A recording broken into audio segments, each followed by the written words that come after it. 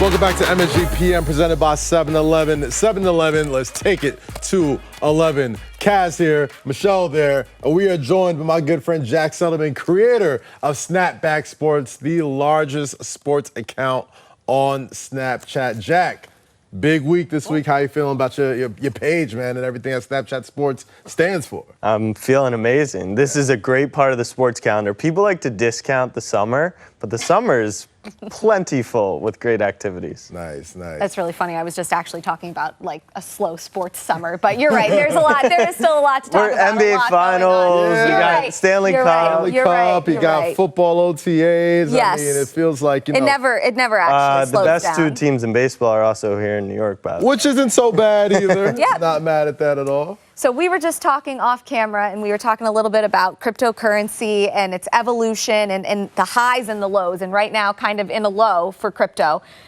Are NFTs similar in terms of just the volatility of the marketplace and what they're actually worth? Yeah, they're definitely heavily correlated, and we've seen a big drop off in NFTs. And I think that's actually, a lot of people who hold NFTs aren't excited about that. I, as one who is building a project in the space, it gets quiet when the prices are down and the distractions go away. And I think that's really exciting because that's when builders build. And so, yes, prices are down, but now you're going to get the best products, the best technology that we've ever seen. That same thing that happened during the dot-com era. A lot of great companies were built out of this time. Now you say you're one of the builders of NFTs. So just talk me through like the process of creating an NFT, especially now where it seems like it's a little bit time for the builders and creators to do what they do best. Yeah, there's a lot that goes into it. You need a marketing team, and then you need a coding team, an engineering team.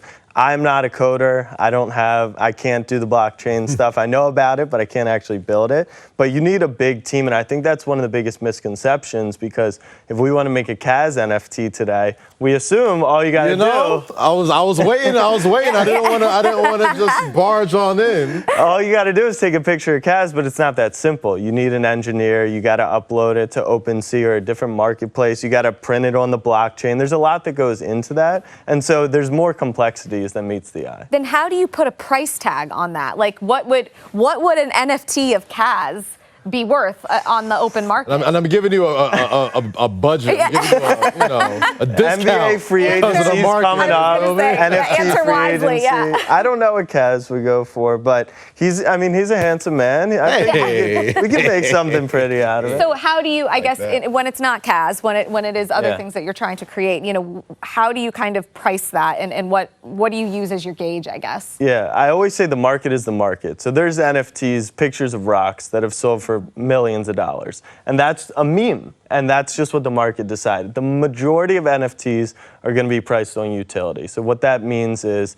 are they a membership? Do they get you in somewhere? Your Knicks season tickets could be an NFT instead of having a physical ticket. So that's kind of how you value a lot of this stuff. And I think that's where we're headed. Let's switch gears just a little bit, Jack. Let's talk some Stanley Cup. Let's talk some of these final odds, all right? Of course, last night was crazy, but for the rest of the series, where do you see the Stanley Cup series going? I don't want to talk about it. I had the Avs. I had the Avs to win in regulation. They went up 3-1, then they don't score for 2 periods, and then, you know what? I'm like, I don't even want to watch. 90 seconds into overtime, they won the game. But I like the Avs, but this is your time to probably pounce on Tampa Bay. They're plus 225, I think, in the market. And this is the defending back-to-back champs.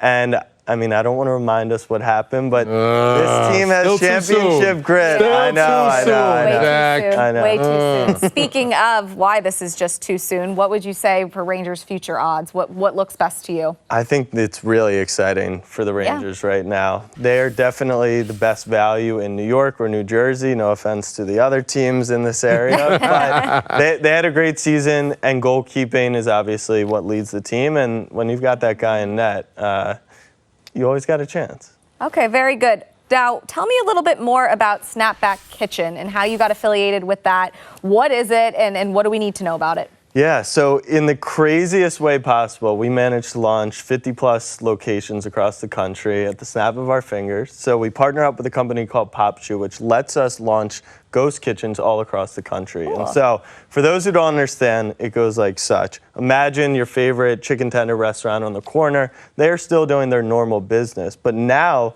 you can order Snapback Kitchen. They're gonna make it with our ingredients. They'll ship it out, put our packaging on it. So it's fresh cooked delivery. It's like a virtual restaurant essentially. And I think what's really cool about it is your local spot, your rewards program, you go 10 times, you get a free meal, you get 10% off. What we can do because we're a national brand and we're a virtual restaurant is endless, and we took a fan to the NBA Finals for Game 5. So that's a better rewards program, I think, than free guac at other places. Yeah, I have to follow up with this here. Where did you get the idea for something like this? Because it seems like you're just creating all of these things constantly. You've got your NFTs, now you have a kitchen, like you're all over the map. Yeah, so the power creators, the creator economy has evolved. And it used to be you could make merchandise and sell merch and you support your creator. Now NFTs are a way to support your favorite creator. And now this PopChew, this startup, has given creators a chance to say, okay, if you're ordering a hamburger tonight, would you rather order from me or would you rather order from this guy on this? And so some people have decided me for some reason, but I don't blame them. Some fans end up at the NBA Finals.